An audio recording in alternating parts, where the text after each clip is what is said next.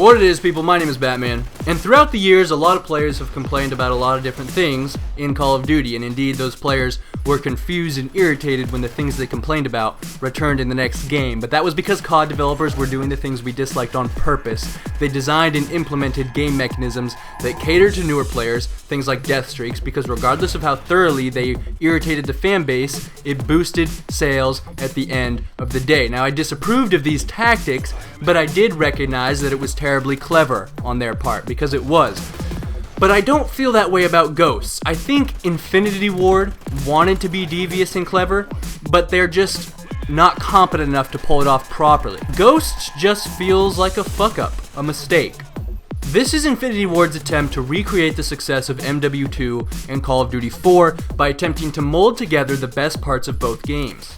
Now, this is because Call of Duty 4 is consistently rated by the COD fanbase, the players, as the best Call of Duty so far, and MW2 was the most financially successful Call of Duty in the franchise. Now, granted, in the end, Black Ops 1 ended up selling more, but I would argue that's because people were buying it because they loved MW2, right? Like 70% of the game's sales are in those first 3 months from the game's release to Christmas, and the people buying it at that point are making that decision based on how much they enjoyed the previous title.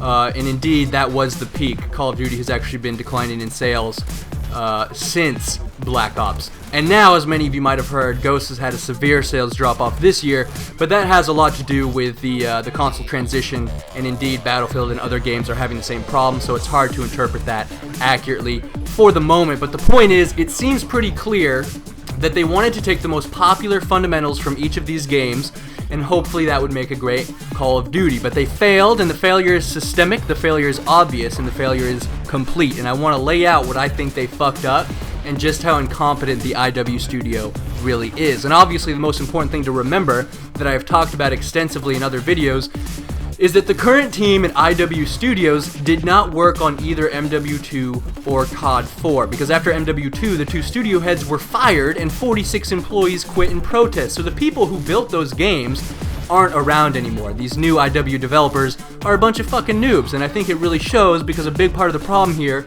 is that they didn't properly understand the formulas they were trying to copy to blatantly rip off.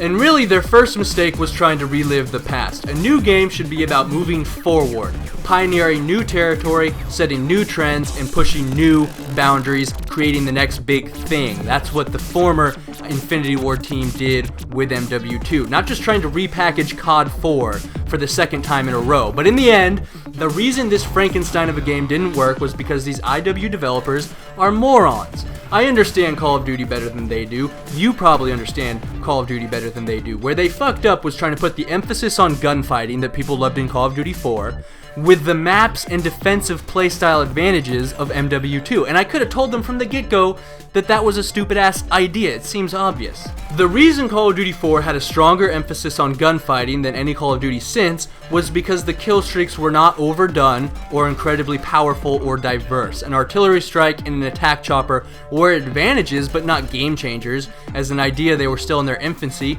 The player was stronger than the streaks, and the maps were friendly to rushing, thus allowing for frequent gunfighting, and frequent gunfighting is a very important part of the game if you're putting the emphasis on gunfighting, and that's something I think Ghost failed to provide. Consistent and frequent gunfighting, good flow, and that's because they combined the gunfighting emphasis with MW2 style maps and classes. They emphasize gunplay and camping at the same time. It's kind of an oxymoron. Now, despite popular belief, Call of Duty 4 and MW2 were actually polar opposites, because MW2 was a camper's game.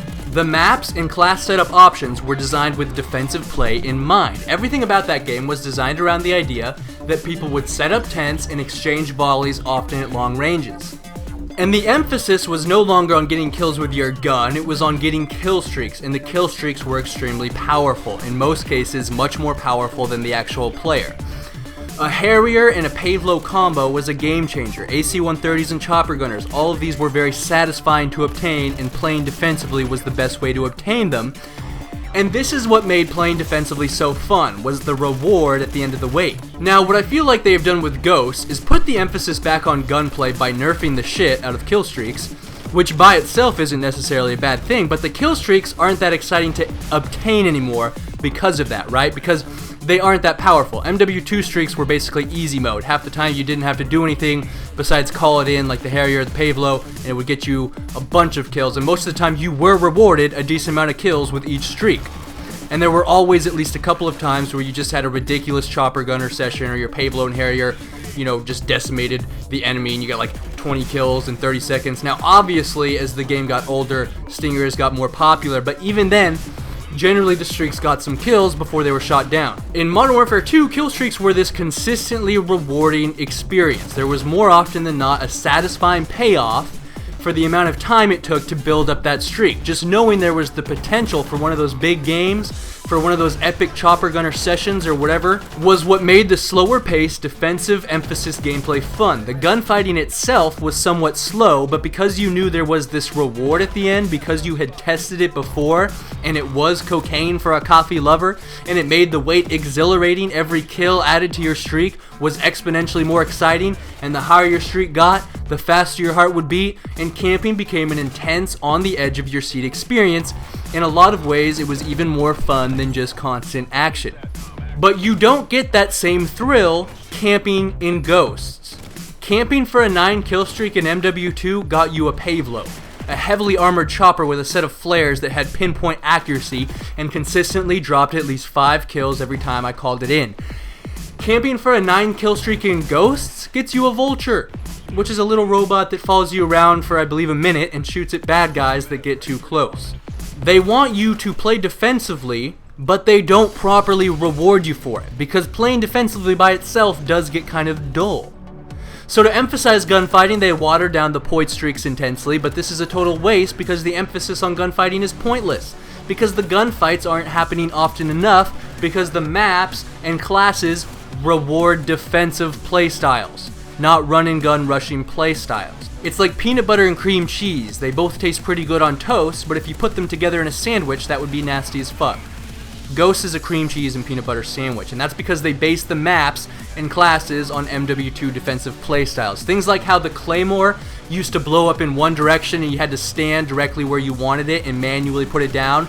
Now you can throw it across the room and it has a circular blast radius in all directions, meaning you can't escape it. How they destroyed the UAV, which means the only way a rusher can find a camper is to physically see him. Meanwhile, they made footsteps so loud that anyone camping has a built-in motion sensor, whereas anyone who is moving, i.e. rushing, is literally revealing their exact location at all times to anyone within earshot.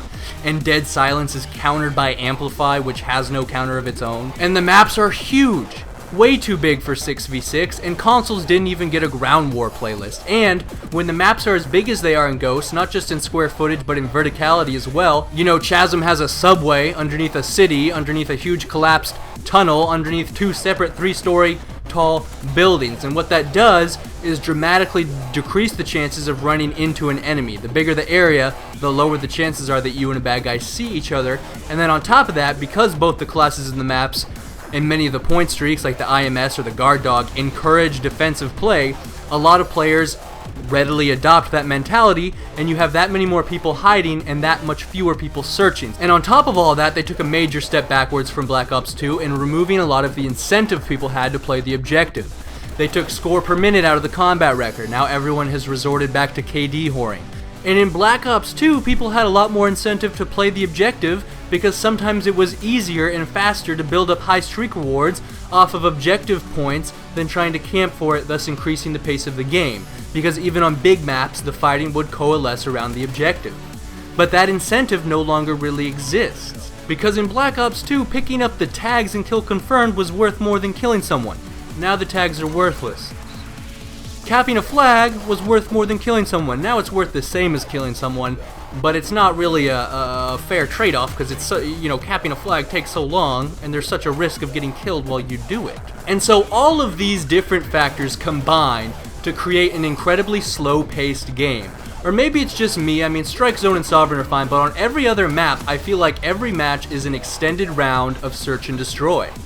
It's quiet and eerie, and I'm methodically searching dozens of nooks and crannies for bad guys, but it's just no fun, because in Search, you get that plus 500 for the kill, and you know that dumbass isn't respawning, and there's a constant tension, because you know if you get killed, you're not respawning. But the regular playlists don't have that effect, so it feels like a really pointless game of hide and go seek. which makes the gunfighting emphasis completely worthless, or really I should say the sacrifice of kill streaks for the sake of gunplay emphasis completely worthless, because in the end, the emphasis isn't on gunfighting, the real emphasis is on finding a bad guy without being found first. Tactical positioning. The gunfighting actually has very little to do with it, and this should have been obvious from the start to any developer who understood Call of Duty at all. Call of Duty Ghosts is a wet fart, a skid mark on the underwear of the Call of Duty franchise, and this new Infinity Ward seemingly consists of amateurs who disgrace a once proud institution. Please remember to rate. This is Batman, signing out.